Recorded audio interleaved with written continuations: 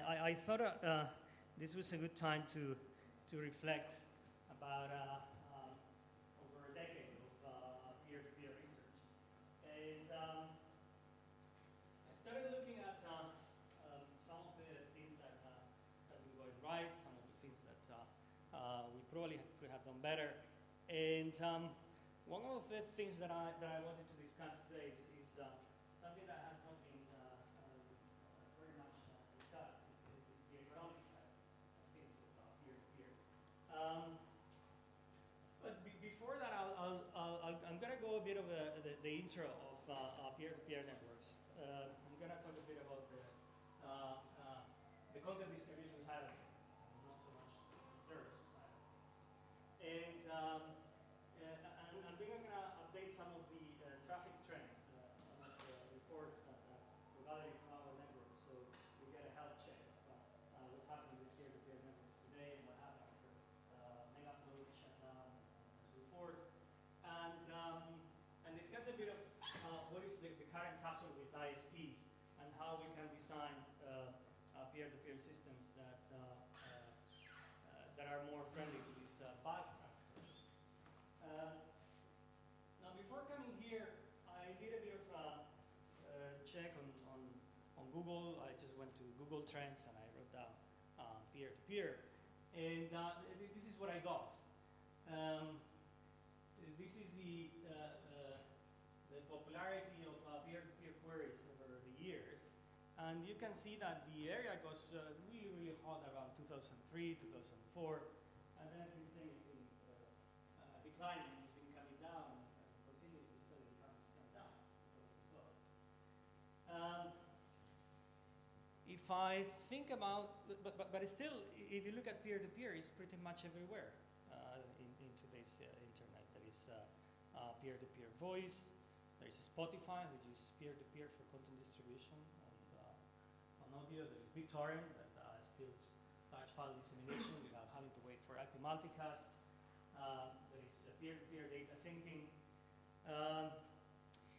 If I think about some of the beauties of peer-to-peer, I think as a community, it helps us do a lot of things without having to wait for the network to support it.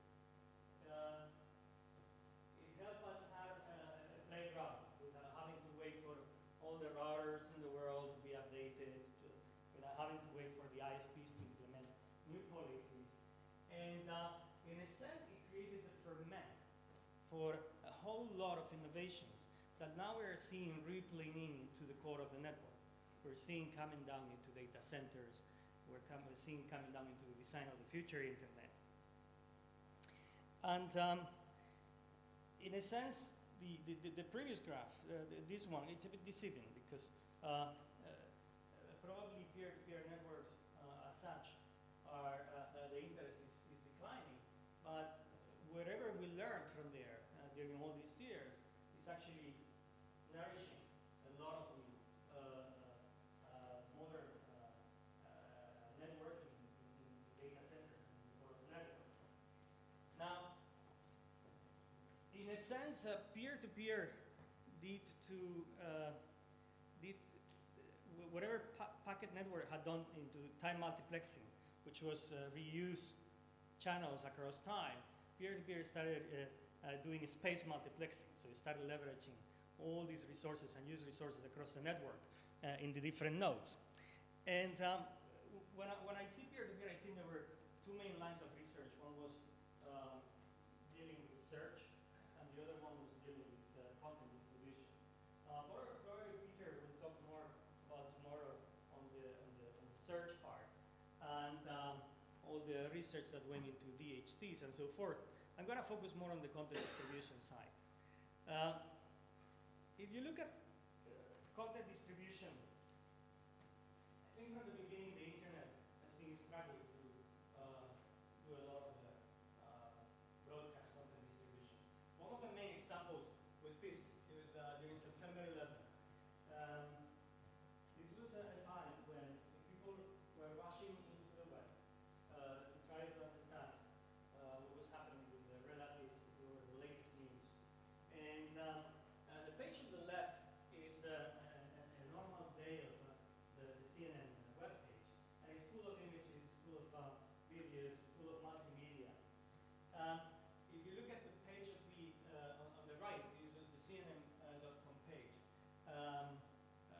interpreted as an attack.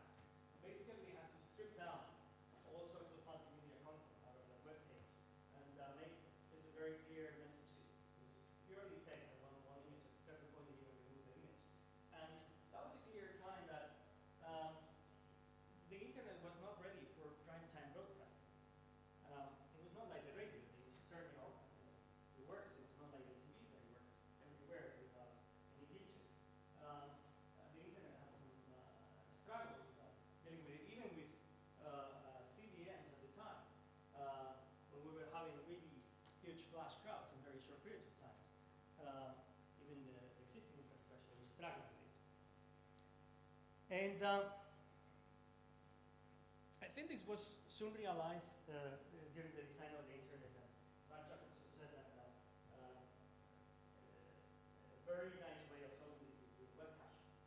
So for about 5 years, from 1985 to the year 2000, we started hoping for the internet to support these web caching infrastructures, where we were going to have a large hierarchical web caching infrastructure, and the internet was going to be populated with caching nodes all over the place.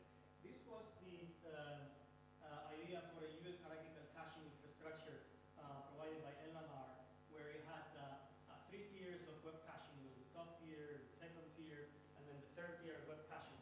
And then they were all supposed to work on buffer and solve some of those problems. We were going to have content distribution as a service provided by the infrastructure. Now, this didn't happen. And it didn't happen for various reasons. Most of the economics, the benefits for the ISPs were not there. And primarily, end users, if they wanted to distribute content to a large amount of people, they basically could not go and use this web caching or use these CDN networks. It was too expensive for them if they wanted to be broadcasting the internet. So peer-to-peer, in a sense, it started leveraging these edge computing resources to do content distribution. And I was writing the slides, and I was thinking, in a sense, this is probably one of the first efforts of software-defined networking, where we have hardware at the edges that is run and managed by the users, and then you have software that gets installed into the computers to do different things, different sort of routing algorithms, content distribution algorithms. Now,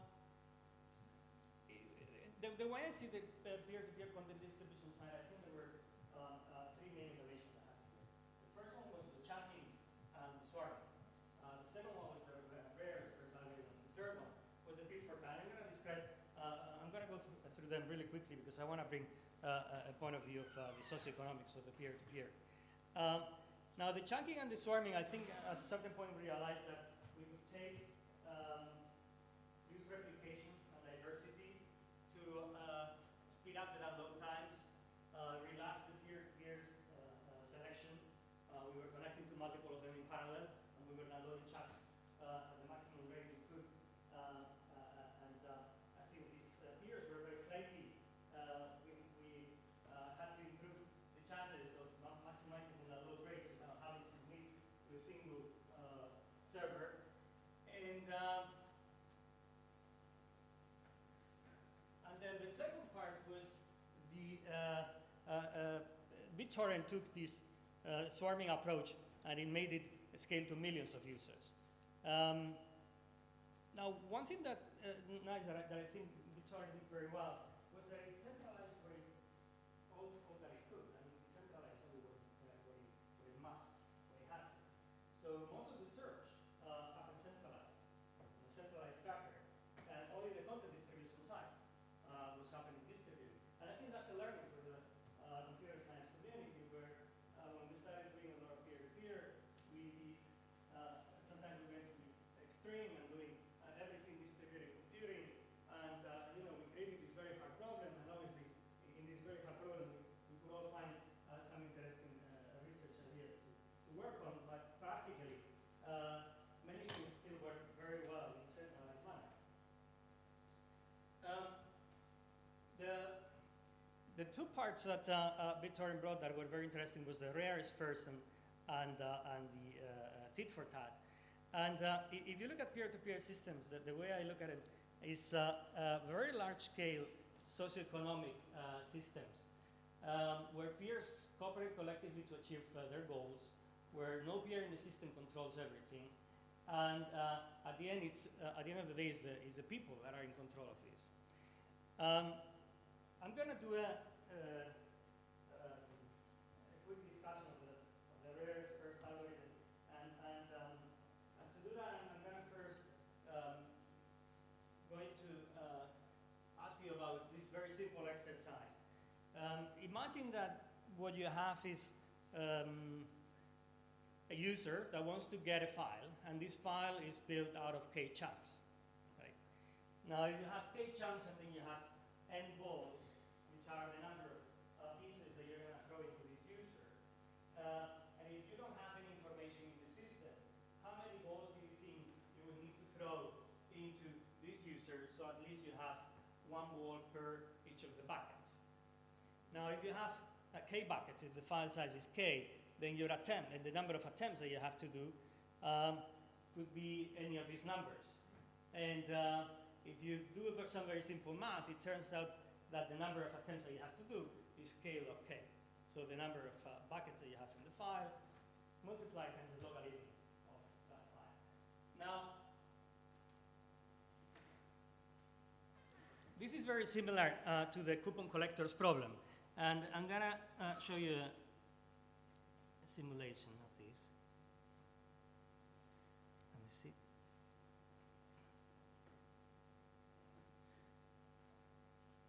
Right. Imagine the following. Imagine that you have a deck of cards, and you have 52 cards. And then what you're going to do is you're going to be bringing out one after the other. And the cards are with repetition. You bring the cards back into the deck, and then you pull them out again. And then you need to count how many cards you need to pull out of the deck before you bring at least every card once. All the cards come out once. And this is what happens. At the beginning, you see that all the cards that come out are different.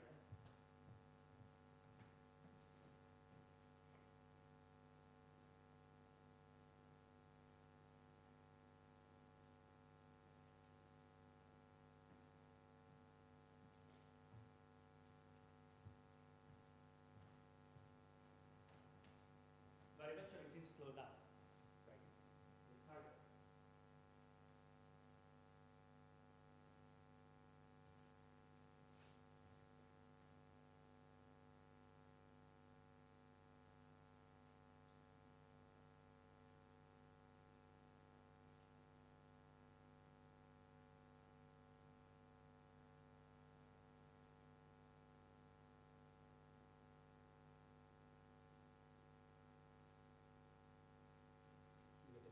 It's harder and harder and harder. Right?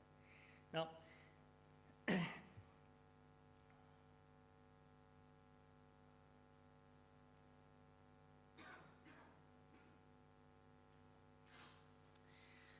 now, this is not exactly what happens in peer-to-peer systems because you have a lot more information.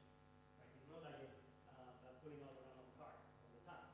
You know what, if you start gathering information, you know what others have, then the rate of conversion is a lot faster.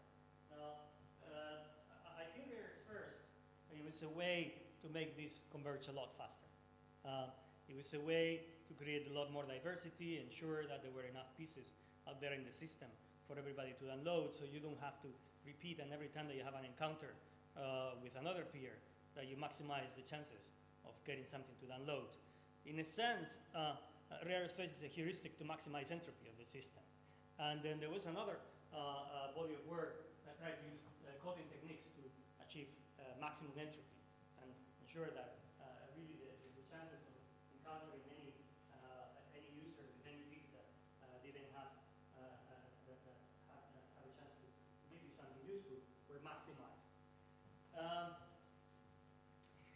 And the tit for tat part was interesting. It was if you look at the discussion of peer-to-peer systems on socioeconomic systems and the discussion between individualism and collectivism, we've seen in many different areas in economy that the individual interests, many times they conflict with the collective ones. We see that on overexploitation of the common resource, be it a river, a field, the atmosphere. We see it in banks, lending to those that cannot repay, to gain a commission by selling on the debt of the other banks, or peer-to-peer file sharing, where some people may want to download more than uploading. In a sense, this has been very well described by the tragedy of the commons. And these kind of situations create dilemmas, because one would be better off if we did the right thing, but there is an individual incentive to do the wrong thing.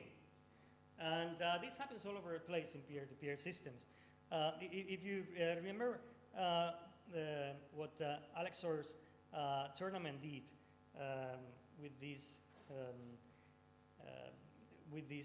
tragedy of the commons, what he did is he ran an experiment where he asked computer scientists all over the world to come up with different programs to try out the prisoner's dilemma and let them compete. And there were different strategies about cooperation or no cooperation. And it turned out that a very simple strategy was tit for tat. It actually worked very well. It was not the best one, but it worked the best in most cases. And that's exactly what BitTorrent does. It solves the prisoner's dilemma in a very simple way that even though it's not optimal in terms of in the economic sense, it works very well in most of the cases.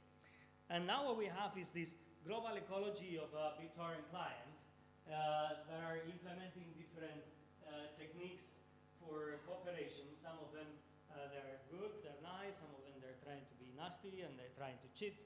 And in a sense, it's a reproduction of this large experiment of socioeconomic strategies trying to fight with each other on the wild. So with peer-to-peer networks, we have been able to test an incredible number of cooperation strategies and also a very sophisticated number of content distribution strategies that I think if we were to wait for the network to support them, probably we wouldn't have been able to do it. So what are the traffic trends that we're seeing?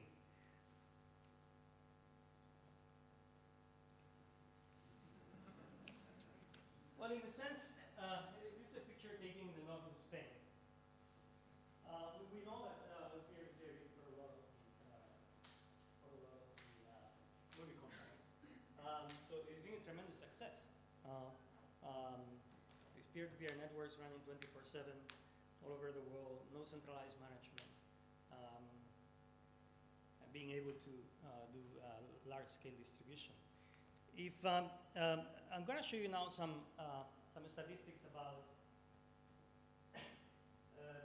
information that we gather from our networks, Telefónica, the Spanish network, or the network in the UK or Latin America. And this is something that we gathered last week. We saw in the network about 65 different peer-to-peer protocols. Now, when you see the magnitude of the different peer-to-peer protocols, they're all minor versus BitTorrent. BitTorrent is by far the biggest contributor of peer-to-peer in the network. It's not Nutella, it's not Pablo networks, it's not any of the other peer-to-peer mechanisms that are being used by different programs. And out of BitTorrent, here you have the new UTP protocol. This is UDP, and this is the encrypted part, the percentage of BitTorrent that is being encrypted. So we are seeing a success in peer-to-peer networks, and also a big explosion of peer-to-peer protocols. However, there are people that think that peer-to-peer is doomed to failure.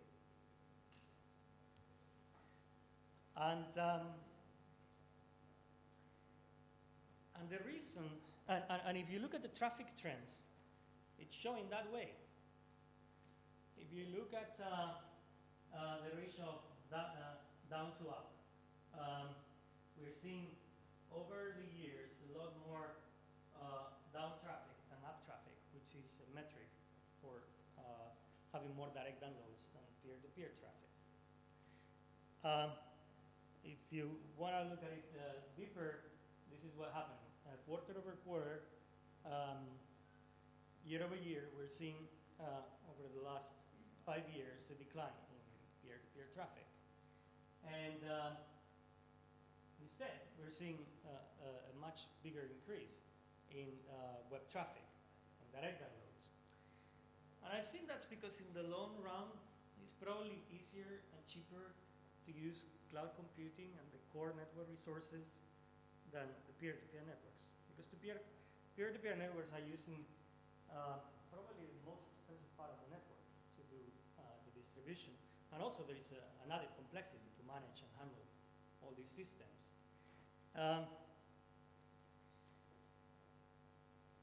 This was year 2008. Peer-to-peer was around 40% of the network. This was in April 2012. It was this year, it's around 23%. So it dropped another 17% in the network. This is the partition of different protocols. You get peer-to-peer 23%, you get HTTP video streaming 18%, and web browsing 32%. Still, on the upstream side, peer-to-peer dominates a lot of the traffic, and it will probably do so for many years. Now, one of the main reasons for this decline of peer-to-peer is the direct downloads from things like Megapload. And we saw that very clearly when Megapload shut down. These are the statistics from our BGP links to the Megapload providers. And you can see up there the daily traffic patterns of the links into Megapload. And then what you can see is that all of a sudden, at a certain point, when Megapload gets shut down, the traffic goes away to those ASs, and here is an amplified effect. And on the very same day, what we see is this is another plot that shows on the purple line the direct download traffic coming down because of the Megapload being shut down. But on the very same day, you see the green line, which is the peer-to-peer networks, going up. Okay. So very quickly, the traffic that was being delivered on the Megapload gets picked up by this peer-to-peer network. So maybe we'll see the trend revert again, and as the direct download sites get chased, we'll see a flourish of peer-to-peer traffic. Time will only tell. We are also seeing a little bit of decline of peer-to-peer traffic in mobile networks over the years, and mainly due to two reasons. One is the caps that are being placed into the mobile traffic, and then the second one is the downloads are not being used that much. It's more mobile phones, and we don't have peer-to-peer on mobile phones. And there is one thing interesting to note, that with fiber, something interesting is happening. This is the split of different applications, traffic breakdown, for an average fiber user and an average DSL customer. And on the top graph, you have the download, and on the bottom graph, you have the uploads, the uplink traffic. Now, what you can see, the gray is the fiber user, and the blue is the DSL user. And what you can see is that on average, a user with fiber will probably do a little bit more web browsing. He does a little bit more of FTP downloads and one-click hosting. He does a lot more video, and he certainly does a lot more peer-to-peer in the download part. But the very significant thing is that he does a lot more on the upload side. So fiber, with a very fast uplink capacity, is helping peer-to-peer become major seeds of content. So as we deploy more and more fiber, we're probably going to see another of the revival of peer-to-peer traffic. In fact, for the average consumer in the Spanish network with fiber, we see about a factor of 5 more upload than a DSL customer. Right now, the monthly fiber upload traffic is equivalent to about 6 days of mega upload traffic. So, that's something to take into account.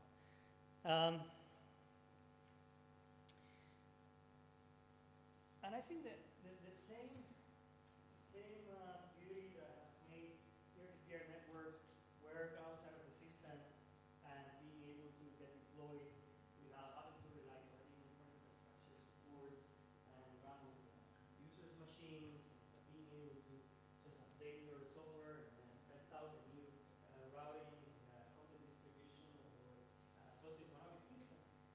That same beauty has created problems. It's pretty trouble because working outside of the system creates conflicts. Creates conflict with the network that you are not working with. And in that sense, we've seen some tussles between peer-to-peer and ISPs. And I'm going to show you that the current situation with ISPs is not very rosy. If you look at telcos around the world, I think they've been through 3 major phases. The first one, it was very predictable business cycle between the late 90s and year 2000, and that was the entrance of broadband to every home and saturation of telephony. If you look at the period 2000 to 2010, there we got the next growth, which was mobile telephony and mobile broadband. And once you have almost 100% penetration in the mobile phone market and the broadband market, it is not clear what's going to be the next growth phase. It is not clear. And on the meantime, you get these factors, which is that the revenues are flat because the number of people is constant and there are flat rates to the network. So the revenues are flat. And the costs are increasing because the usage increases every day. So how are we going to match this gap?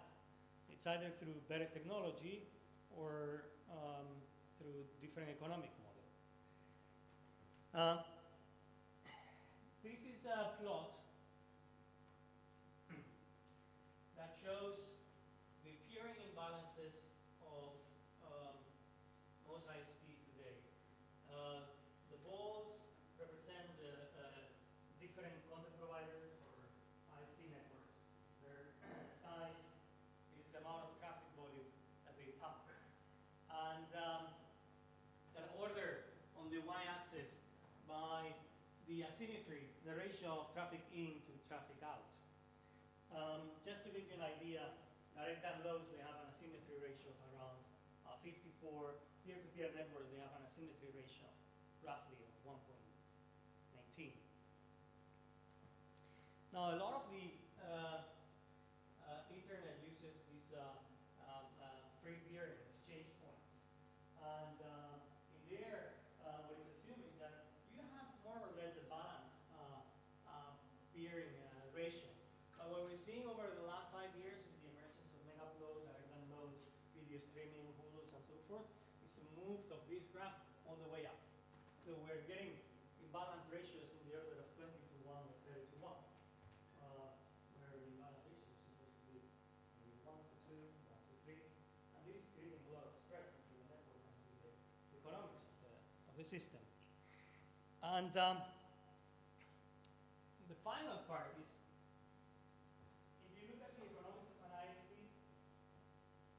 most of the cost doesn't go to the core network, doesn't go into the peer points, doesn't go into the core infrastructure, into the transit. No, that's not go there.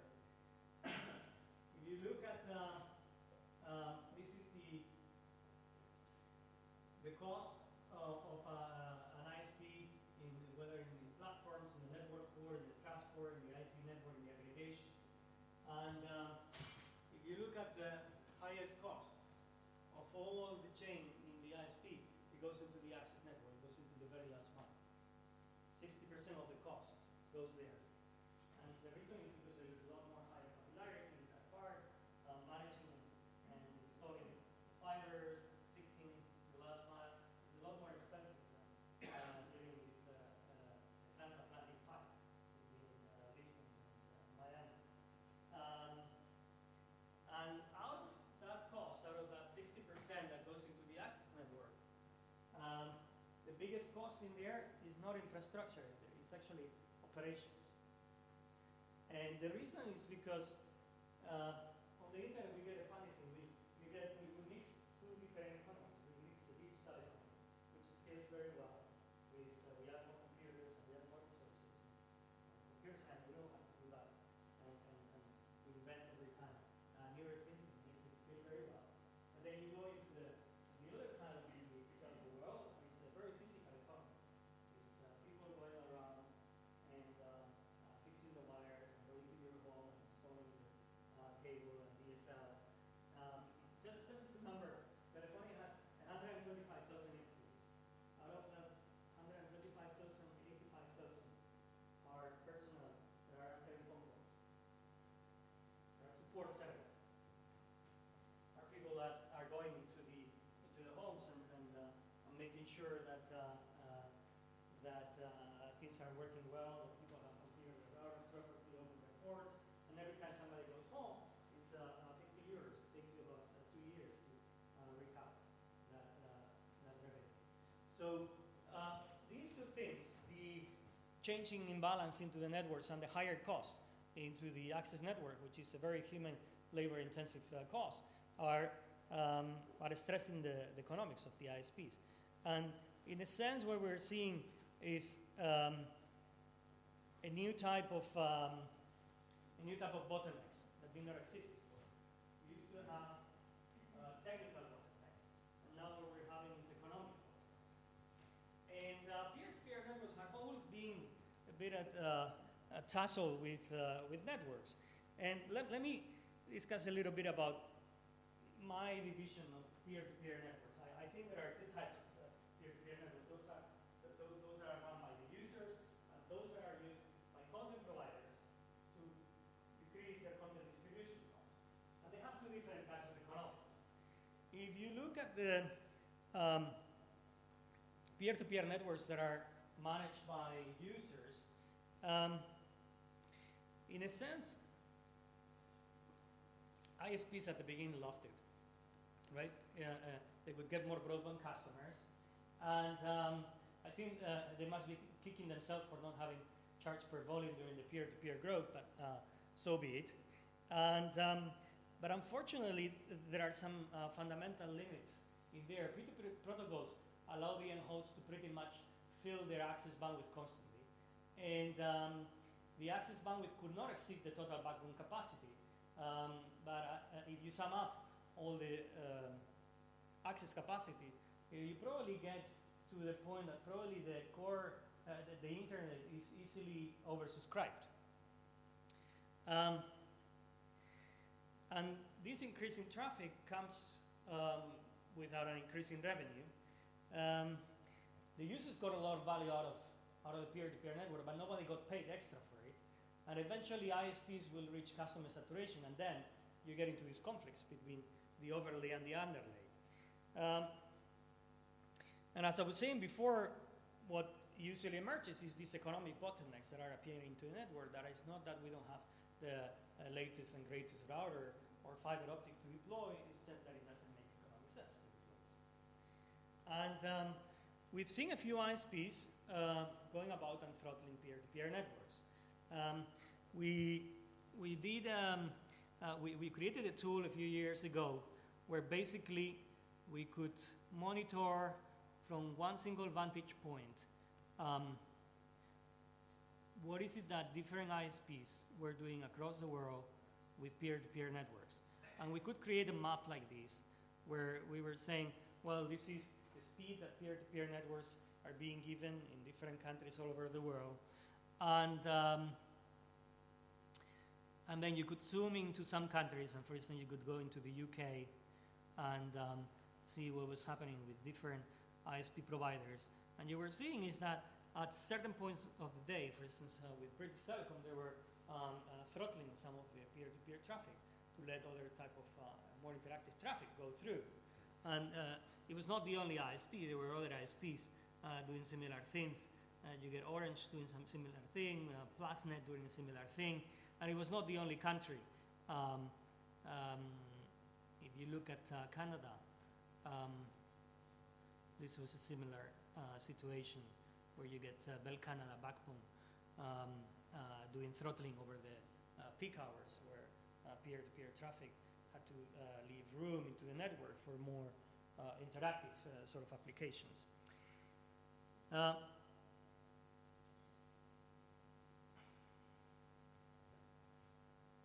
In a sense, there was an overlay versus underlay conflict. The edge infrastructure that we were building was having a conflict with the underlay infrastructure. And if you look at what's happening in Spain, most of the peer-to-peer traffic is exchanged within the country because of cultural reasons. So roughly about 40% of the peer-to-peer traffic gets exchanged in Spain among Spanish customers. However, only 20% of that traffic comes from sources inside the same ISP where the request is generated. So half of the traffic is supposed to be in the country, but only 20% stays within the ISP. And this is a clear picture of what happens. The peer-to-peer traffic sources for Spanish users, 38% comes from international.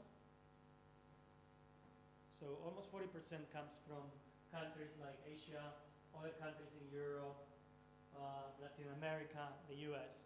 So you're going all the way transatlantic to download the file that probably is sitting on your network.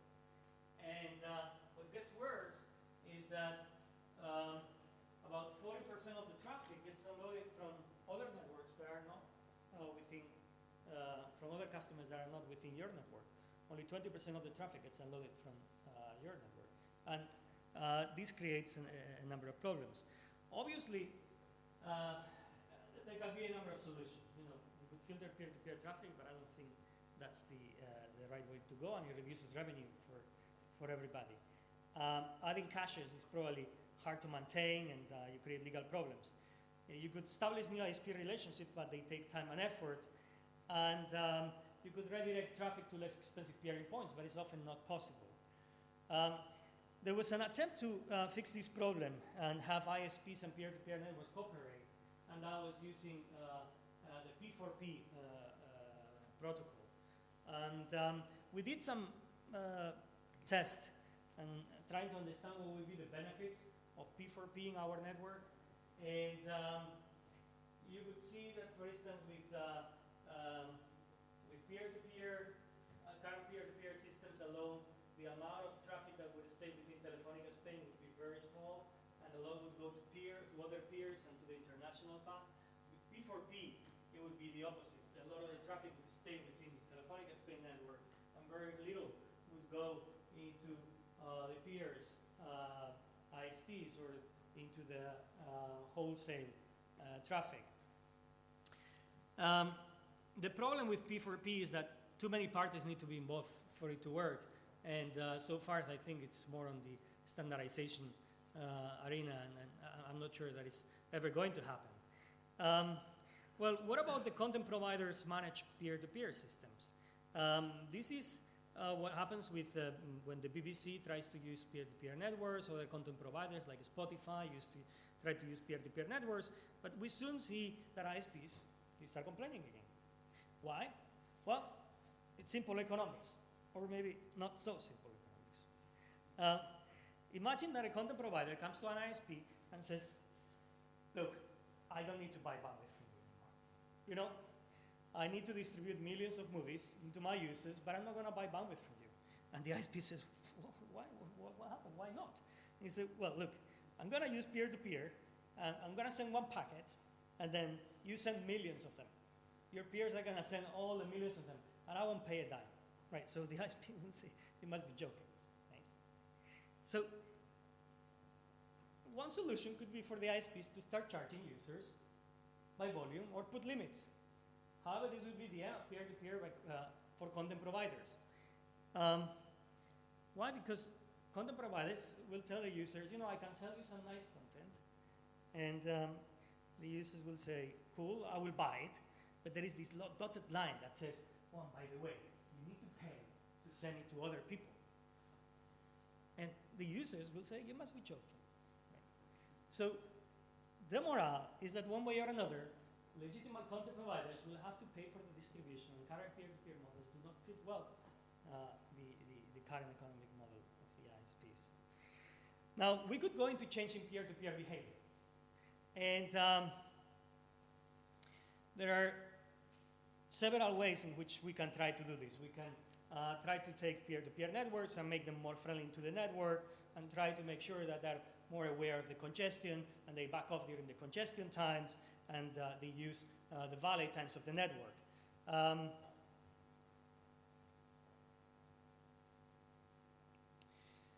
Now, we could also do some congestion-based pricing, which solves the problem, but users don't like complicated pricing. And even peer-to-peer applications that are congestion aware many times do not necessarily react to the right metrics or see the right cost. Throttling all peer-to-peer doesn't make sense. A lot of peer-to-peer is delay tolerant and also requires expensive gears. And put a cap on the daytime volume requires prediction of traffic needs, and it does not provide any incentives for people to do the right thing. Now, there is a way to handling traffic better in the network, and that is if we know how to design peer-to-peer systems that do bulk transfers and take into account all these different economics and these different congestions that are happening in the network. The cost of delivering data in the network, ISPs dimension their networks based on the peak hour load and manage their traffic accordingly. So they take the month and they divide it into 5-minute intervals, and then they calculate the chop of the 5 top percentile, and then they charge based on this 95 percentile. And that's how they dimension the network that has to buy new routers, add new infrastructure, and so forth. Now, when you're sending these very large bulk data transfers, what happens is it becomes like fat on the internet. You get these daily periods that are going up and down, and then you're adding this layer of data, and basically what it does is it pumps up, moves up all the load, and therefore it moves up the 95 percentile. Now, one could think that if you take these data and send it during the valet times, you try to do some clever algorithms to estimate when are the valet times, when are the congestion, that you probably are able to solve the problem. However, you run into the problem that the valet times in the internet are not the same everywhere. This is a graph where it shows you the availability of bandwidth in different links in our network, in Latin America, in Brazil, in Europe, and in China. And what you can see is that when it's valley time in Brazil, the UK is midday, so there is high utilization.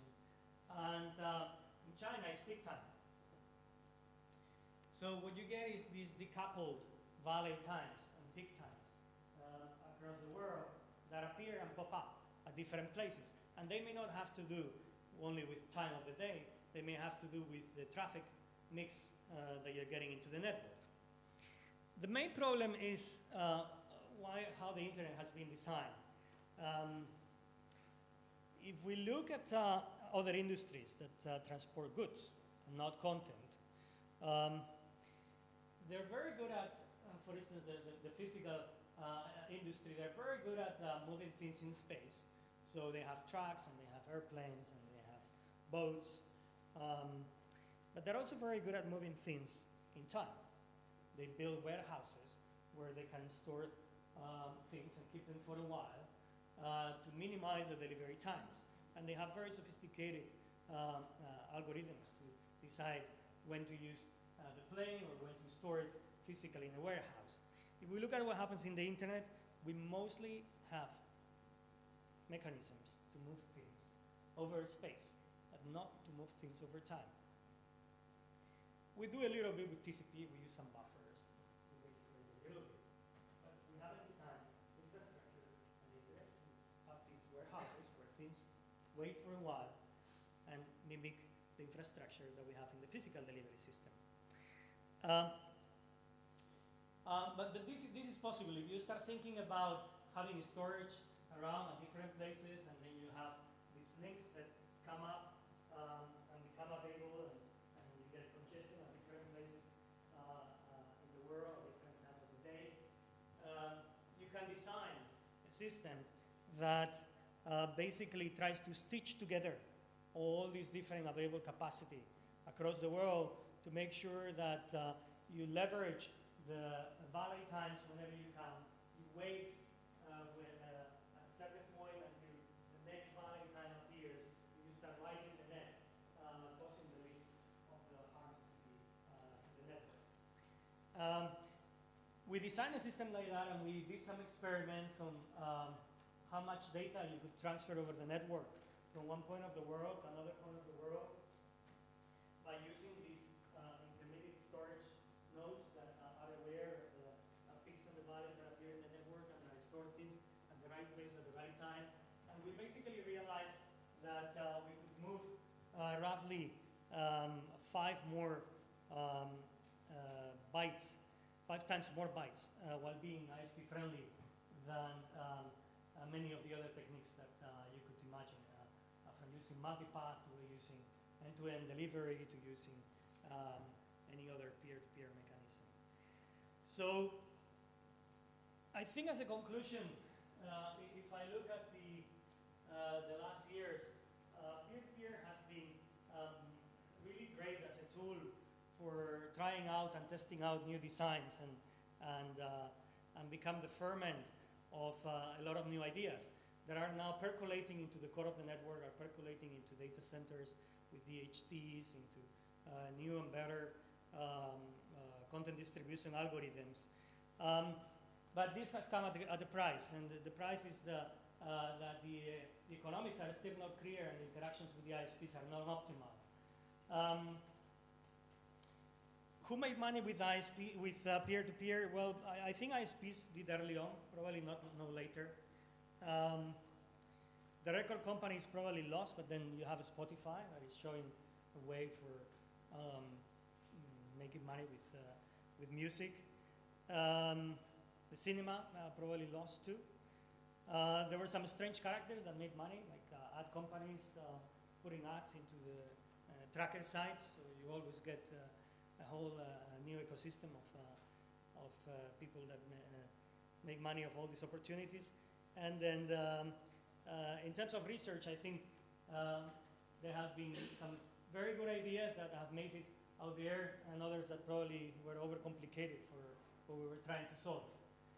And one thing very interesting that I'm seeing now is that peer-to-peer is emerging. All these ways of interaction, socioeconomics, of trying to exchange tit for tat and preventing cheaters and physical distribution mechanisms are emerging as a way of social intelligence. They're emerging as a way to enable distributed governance and voting, distributed communities, car rental systems, services like TaskRabbit, and there we'll probably face a lot of the similar challenges. And one of the ones that are still probably to be solved is trust and reputation, where trust and reputation in such a large-scale distributed system would probably be a lot harder to deal with than with computers with an IP address. And I'm going to leave it there. If you have any questions, I will be happy to answer. Thank you.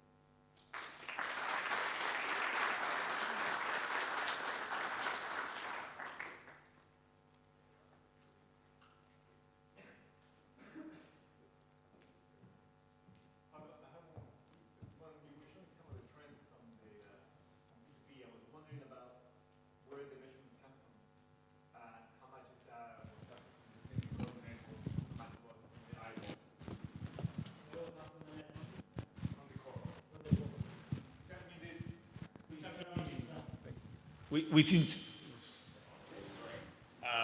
some changes on the way the traffic is being distributed, being pushed toward the edge of the network. So it could be possible that you're just not capturing, but the traffic being there. No, that's okay. This is the first IP router. I see. Okay, that's Is there anything okay. you see? Okay, that's the key question. Yeah.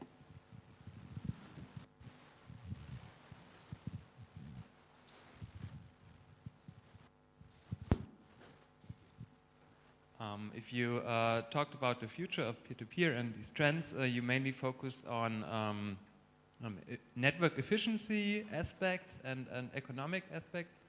But I would argue that a very important aspect are legal issues and privacy issues. So most of the content which is distributed in peer-to-peer networks is probably illegal.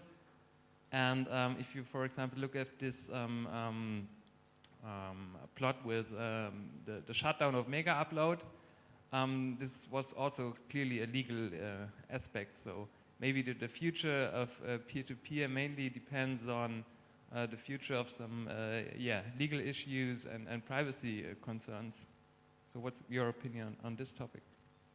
So, I think peer-to-peer networks help with the flexibility and speed of trying meetings outside of the system, outside of the network. It also broke a bit of power rules of the centralized management and give people the capability to manage their downloads and understand what type of data was being leaked.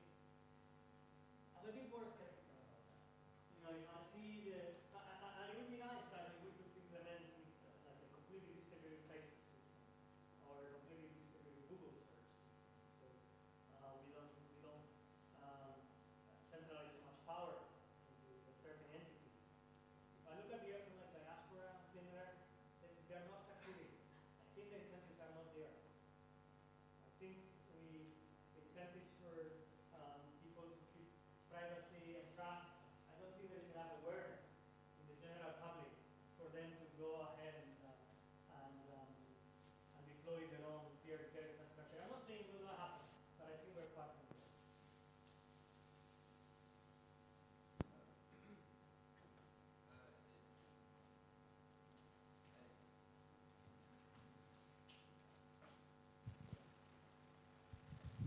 Do you have any idea of how much of the peak time back off in upload traffic is coming from coming organically from UTP's built-in back off mechanism, and how much of that is the ISPs knocking back in some other way?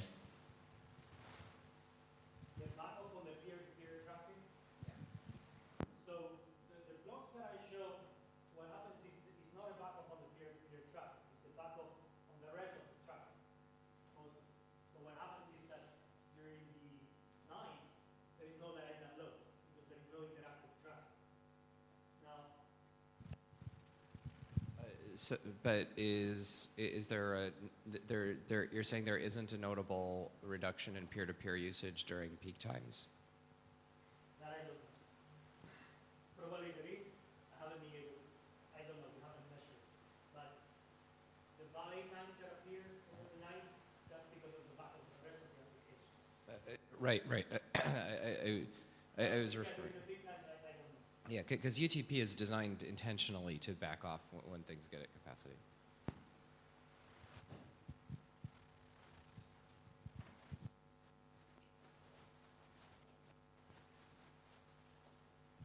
Okay, Pablo, I have another question. Do you think you mentioned that peer-to-peer is nourishing these future internet projects? Yes. But my question is the network ossified and any innovations will happen in the application layer, or we will really be able to change with future internet projects the network layer and have new services that are now in the application layer?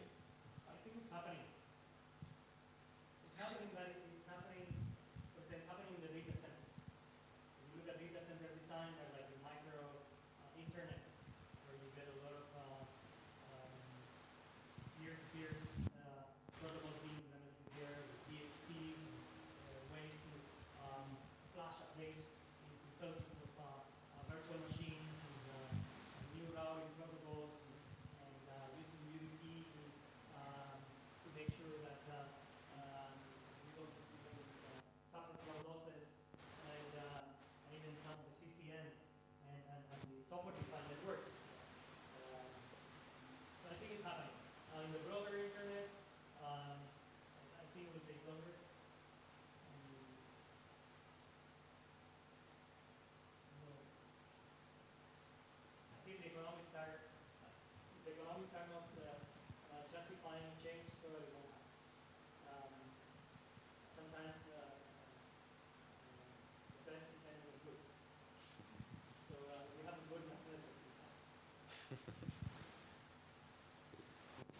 We finish here. We can go. Thank you.